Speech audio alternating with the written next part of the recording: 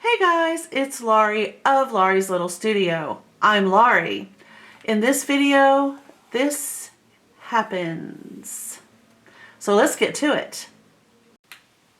Even though I've already finished the video, I'm going to go over a couple of things that I have found. My husband is helping me with the closet clean out. He has gone to get some of those plastic boxes that have the gasket around the top part of the lid that keeps the dust out so that your books and other materials will be better taken care of. But it's like the weirdest things. I found my old heirloom stitch guidebook, which has all of my stitches, not all of them, but when I took the Bernina class, you know, they teach you how to do these stitches. So that happened when I bought my sewing machine. There's one of these fell onto the floor. I'll have to pick that up. So there's that. The weirdest stuff, right? I have found some books from when I was showing horses, and let's see what I found. In this particular edition, here I am, and this right here is Lemon Drop Kid, who was a Palomino, and I think it might be kind of hard to see. Right. Oh, these lights. It's very dim outside right now. I don't know if that's ever going to show up. That's me right there. And there's my sister, Caroline, and she's sitting on Pharaoh wheel. And both of these pictures were taken at Apple Tree Stables, which my parents ran. We owned it, we ran it, we boarded horses there. It was in Georgia. And so that was our picture in this particular issue. So anyway, why wouldn't you keep something like that? And then I found my Sweet and Simple Wool Applique book. Were we not just talking about applique? Yes, we were. But this is wool applique. Doesn't matter. You can still use the same techniques with fabric. This is a kind of a good idea right here to talk about the differences in elastic. Here's one on sergers, what they're used for. And all of this was gotten from a shop in Wichita, Kansas called Needle Nook. I don't know if she's still there, but I took a couple of her classes because nobody I knew could stitch elastic or knit fabric or use a serger any better than the lady that owned that shop and taught these classes. She was amazing, and I just wish I could remember her name, but it's been almost 30 years. I bought these a long time ago, and I noticed that one of the little red grosgrain bows came off, but they're little Scotty dog, obviously, and they're the press and sew appliques that I got from Ellen McCarn. So I might end up using them because they kind of look like my dog Bam Bam.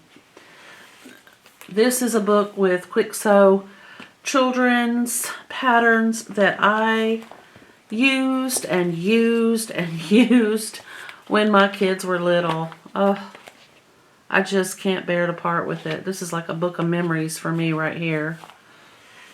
And Point Well Taken is a shop copy of a book that is by, it's an In Cahoots book that was written by Debbie Garbers and Janet O'Brien. And there they are. And it is all about needles and threads and what you do with certain needles. And like here's a double hem stitch needle and a twin needle, what you do with them, hand needles, sewing machine needles, what couching is, how to even use a tearaway stabilizer, what your sewing machine needle will do when you're stitching with these products. And fantastically, a huge big needle and thread chart that I believe is several pages long. This is one of my best books, and I don't know why I had it stuffed in a closet that I couldn't get to. And we have the complete Serger Handbook. This right here, I think I bought this at Goodwill. And it is so nice, and it teaches you not only what type of thread to use and how to use the stitches to the best advantage of the fabrics. It also taught me about my serger. Now this is a FOF in this picture. Mine is this one, if I'm not mistaken. This is the Bernina. It's close enough to the Bernina that I have that I will show you one of these days. But it allowed me to look at this thing, this strange looking piece of equipment. Now remember, I bought this probably 26 years ago, the Serger. Maybe 25 years ago. Not knowing anything, and I didn't take any classes, and I didn't learn how to, from the Bernina store, I didn't learn how to thread it. And I know that sergers today have the little puff of air that will allow, that will just thread the needles and take care of all that stuff for you. Nuh-uh, not mine. Mine is, it's like the difference between driving a manual shift tractor and an automatic shift Mercedes. So I still love it, but goodness me. Then I found the Weaving and Embroidery Silk Ribbon book. And again, this was used as a reference book in my shop. But how pretty, right? This book managed to get wet when we moved from Wichita to Washington State. There were some issues with the moving company. So it didn't look like this when it was in the shop. But look at this. Isn't that beautiful? Gorgeous. Silk ribbon on a collar. Look at that pillow. I mean, oh my goodness. So pretty.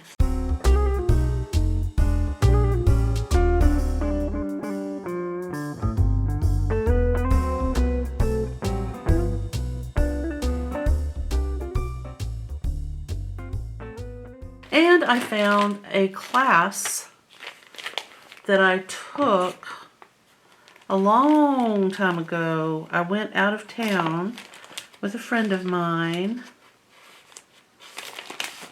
and Delicate Stitches by Sylvia in Tulsa, Oklahoma. Yeah, when I lived in Kansas, Laurie and I went to, oh, I see I'm partially done. This is something I haven't even looked at for 100 years. Wow. Anyway, we went to Oklahoma and took this class by Sylvia, and she was teaching us how to do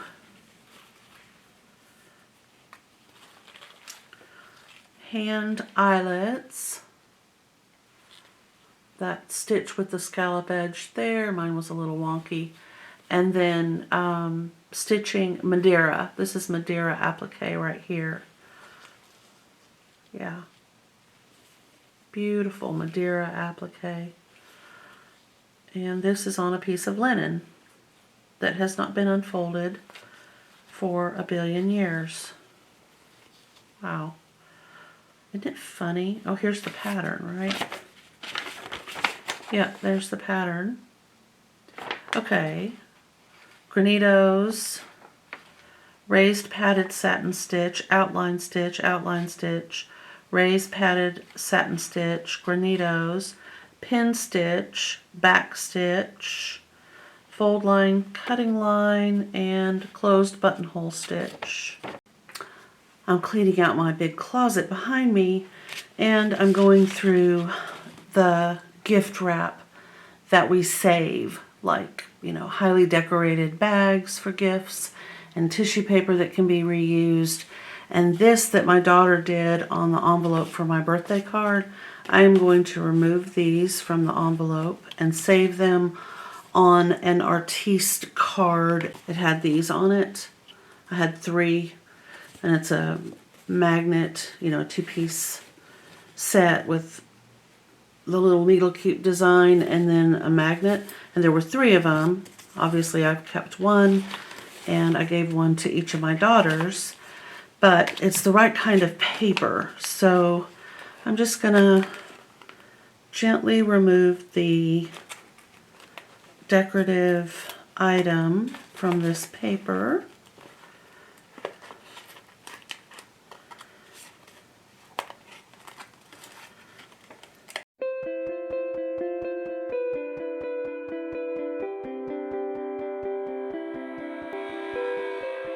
Now I have some decorative items I can use on another project, which I think is great.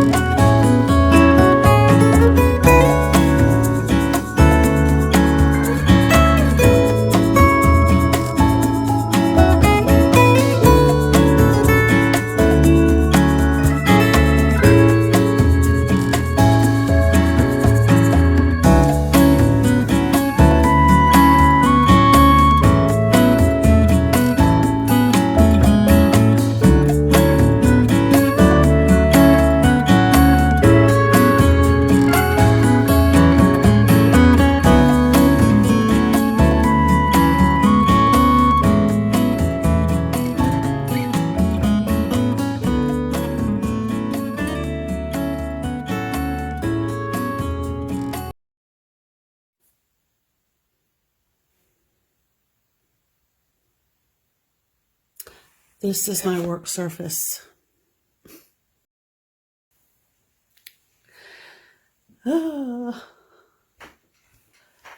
Yesterday, this probably looked a little different than it does now, but it's still just as awful. And I haven't even gotten to that shelf right there. All of that I haven't even touched. So then there's like a little sneak peek in there.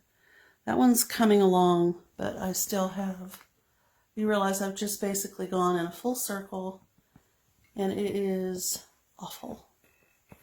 But when I'm done, it's going to be glorious.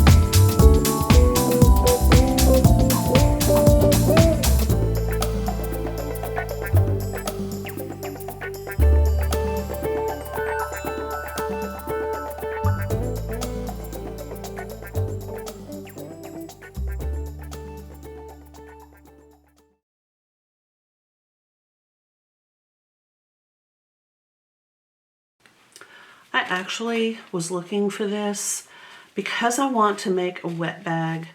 I think I'll use this one because it's wide.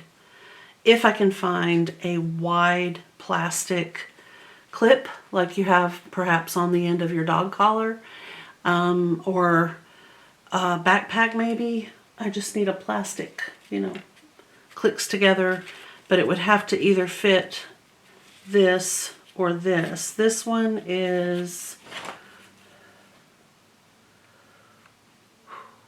1¼ inches, and this one is 1 inch. So I'm going to leave these in a spot where I can find them, and then when I'm making the wet bag I'll be able to just grab them and add them, and I'll show you how when we do that project.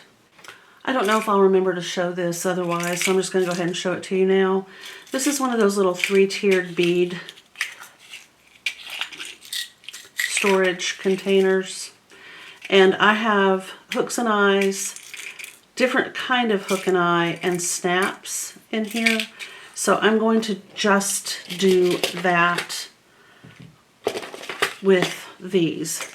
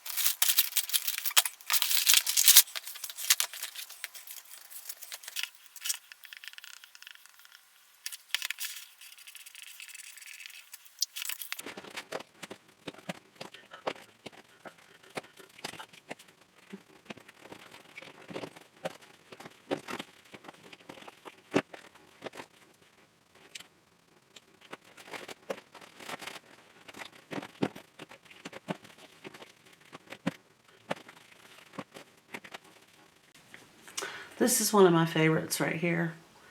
This Grumbacher unbleached titanium white. It's like my favorite paint. It's very opaque.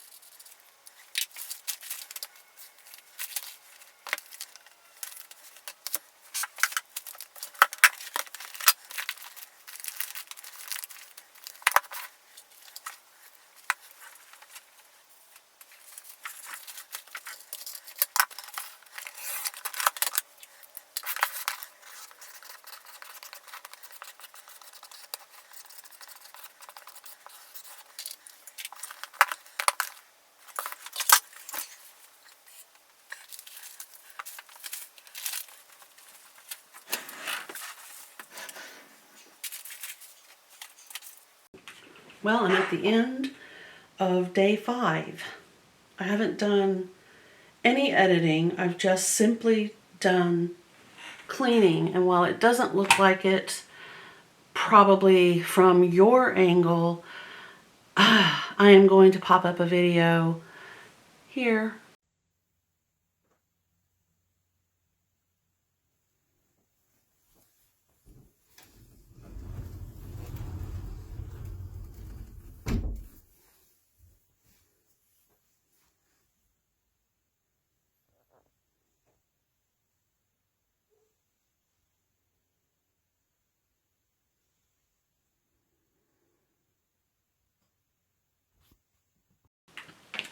I was trying to figure out what to do with this little fabric basket. I decided to use this one for my clips, just because I just decided. And I didn't want to not use this one. And I'm just going to say, this is, for me, this is ideal because I don't generally have a good place for all of my pin cushions. And if you've been following me for a while, you know that I do keep different pins and different situations on different pin cushions. So this is lovely because it's got the 3 that I use almost all the time. It's heavy, so I know it's not going to go anywhere. This one right here is filled with emery because these pins arrived so dull that I couldn't poke them through anything. And when I made this emery pin cushion, it was to help sharpen these pins, and it's doing a great job. I love, whoops, this one must not. See, that's what was happening. This one must be still kind of dull. So I just kind of let it hang out. There's another one in the emery, and that will sharpen them really nicely. But in the process of doing this, I'm creating holes in the fabric, and the emery does tend to kind of come out and get all over the surface of everything. So anyway, I think this is what I'm going to do with this. I don't have enough room in here, obviously, for this one, but this is the one that I tend to use when I need something like a needle. If I need this, for example, I don't know if you can see that, from there to there. This is the one. It's going to have the big needles, the big eye needles, the little tiny needles, a couple of pins in different and varying sizes and shapes. I have the crystal head, I have butterfly plastic, I have glass head, I have stainless steel. It's just kind of the all-purpose. I'll just hang out with you on the sewing table unless you need a more specialized pin. So this can just sit over there, which I think is kind of nice. Then I decided to use this basket that I made last year for, I don't think I'm going to keep this in there because I'm not, but canned items like possibly my spray bottle of water. I've got my basting adhesive. I've got some, I've got some canned air. I'll just put that on the front like so and turn it like that. So this will hold these together, and if I can remember to put things back where they belong, this would be great. This is a rather sturdy fabric basket. Each of these pieces is lined with a batting and quilted and then stitched together, so it's basically not going to go anywhere, but I like having it nearby. My lotion, I don't know what I'm going to do with that. This goes with George. I have a few, these are broken and bent pins in here that I have no use for, but I don't want to throw them in the garbage can because it's not safe. But it's a cute little tin, and I like to have it handy. I don't want to be tempted to just, you know, thoughtlessly throw a pin into the garbage.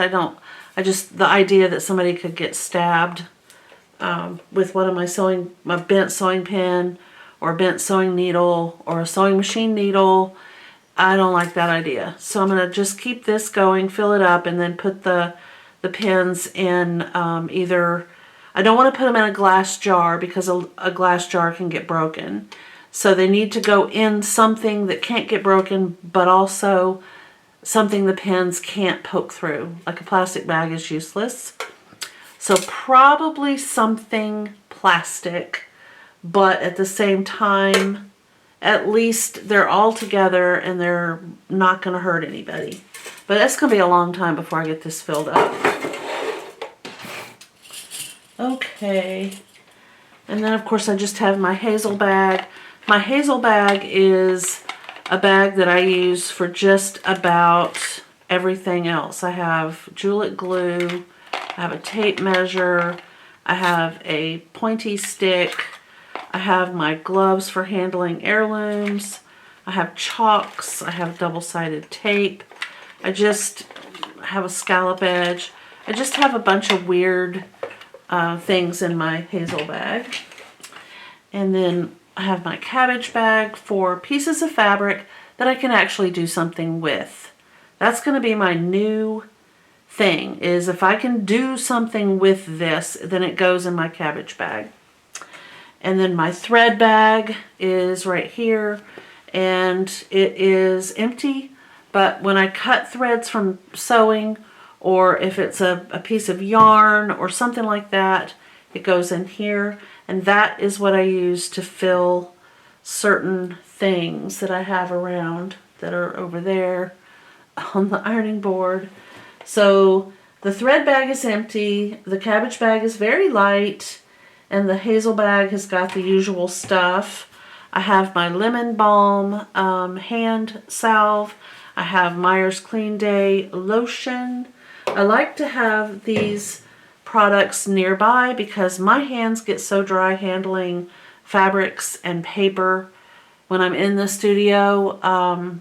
They just suck all the moisture right out of my hands. So if I can keep something in here to help keep my hands hydrated, then I'll feel better.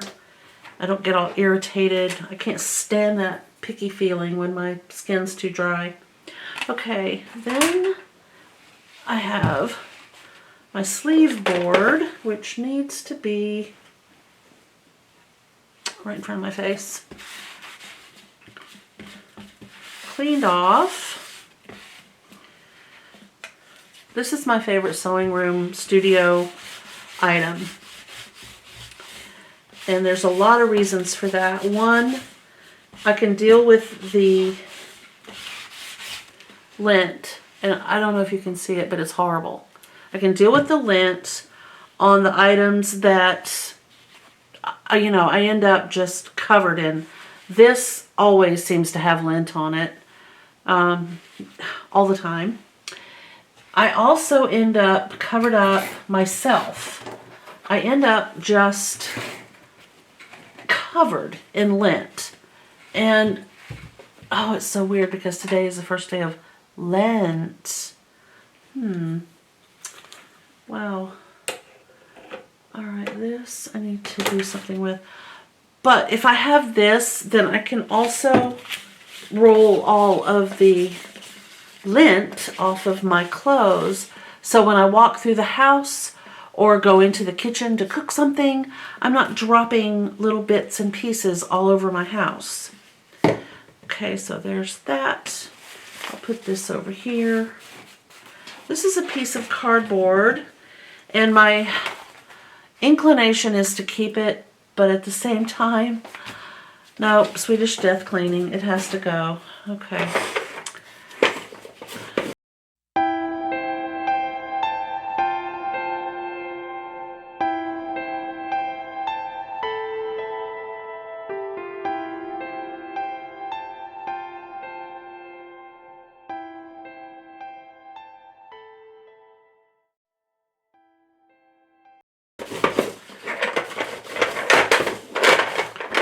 More lint.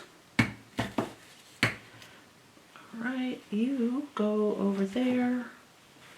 These two things will be going back into the closet. This I have to keep out. I use it all the time. This is my project book, so it has to stay out.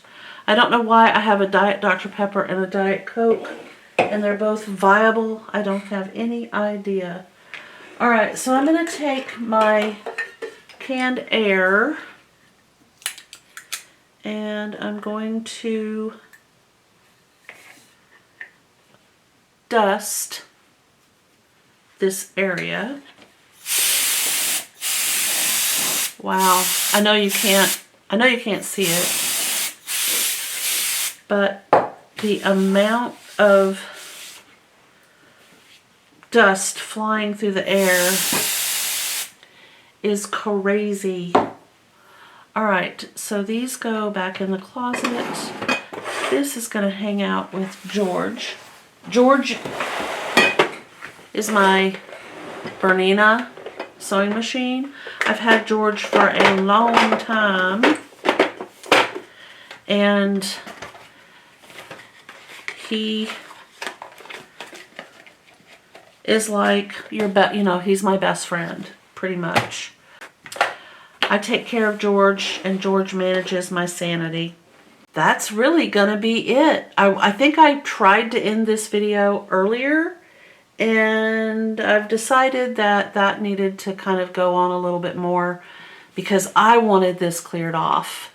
Let me see what I can do. Okay, yeah, it's moving. I think it was just stuck a little bit, but there. I'm sorry. I hope that's not too horrible, but this is what the table looks like now, and I'm definitely happy with the way it looks. We'll just take these two things away, and that's even better.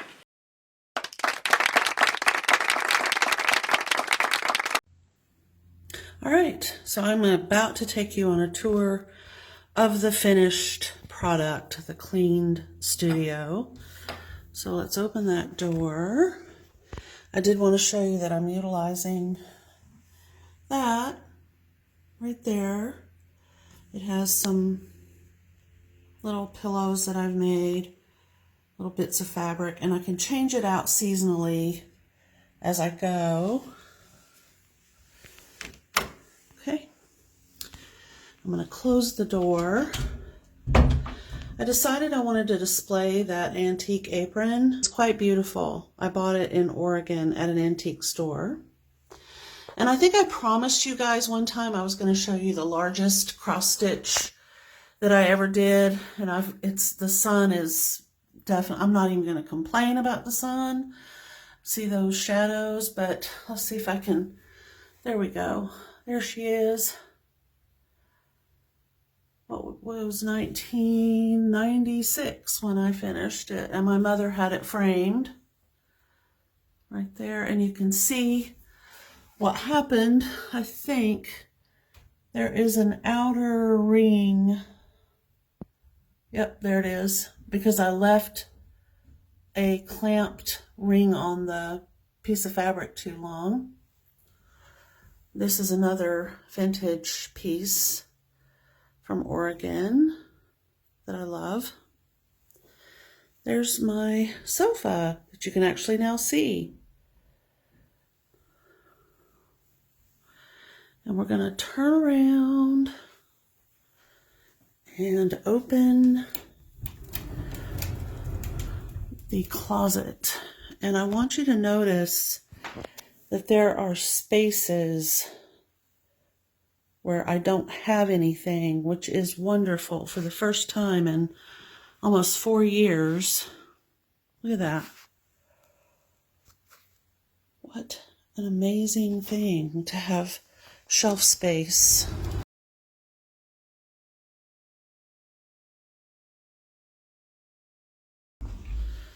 But I decided to fill up this side over here a little bit more because I don't use it very much. Those are empty right there. I think that's empty. I did decide to create some labels for some of the bins.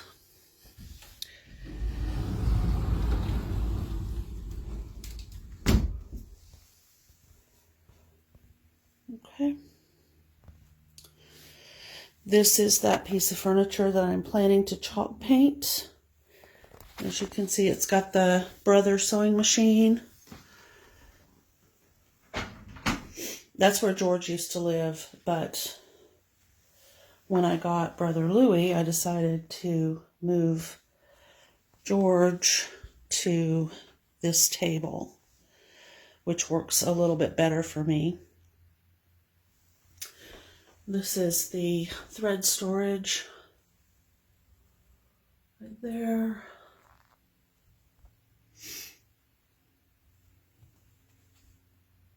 There's Little Beast, and this is Big Beast. And the ironing board, and the ironing station. My big, huge chair. And I think we can check this one off the list. It's been dusted. It's been vacuumed. There's the Dyson. The floor is clean. I'm very happy. I'm very pleased with this. I hope you found this video to be inspiring. I know it's kind of a weird time for anyone to even be thinking about posting videos during this time of unrest. We do want to send thoughts and prayers to all of those affected by the current situation in the Ukraine. And if you're looking for a way that will maybe help you get through it, or if you want to look for some potential avenues to provide assistance, I will try to find some of that information and link it below this video. Thank you so much for watching. I hope you have a wonderful weekend, and I will see you in the next one.